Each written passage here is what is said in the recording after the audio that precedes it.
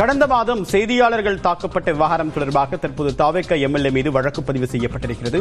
விவரங்களுடன் நம்முடைய செய்தியாளர் சிவா விவரம் என்ன? நிச்சயமாக தேவா, சோளிங்கர் ராணிப்பேட்டை மாவட்டம் சோளிங்கர் சட்டமன்ற உறுப்பினர் கபில் ஜனநாயகம் படம் திரையிட்டிருந்தாங்க. அப்போது பாத்தீங்கன்னா செய்தியாளரும் அப்போது அங்கிருந்த யூடியூபரும் அவரிடம் மைக்கை நீட்டி கேள்வி கேட்டதற்கு கையை ஓங்கிய சம்பவத்தால் அந்த யூடியூபருக்கும் டாக்டர் கபில் அவரது தம்பி தனஞ்சனுக்கு பிரச்சனை ஏற்பட்டது. இதன் காரணமாக அந்த யூடியூபர் கடைக்கு சென்று தாக்கியிருந்தனர். அப்பொழுது அங்கு செய்தி சேகரிக்க சென்ற செய்தியாளர் இருவரும் அங்கு சென்றனர். அவர்களை தாக்கியதாக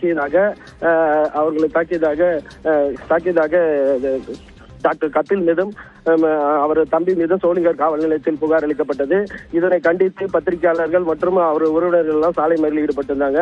தற்போது சோளிங்கர் காவல் நிலையத்தில் பாத்தீங்கன்னா டாக்டர் கபில் மற்றும் எம்எல்ஏ அவருடைய தம்பி மீது 3 பிரிவில் வழக்கு பதிவு செய்து விசாரணை மேற்கொண்டு வருகிறாங்க. தேவா,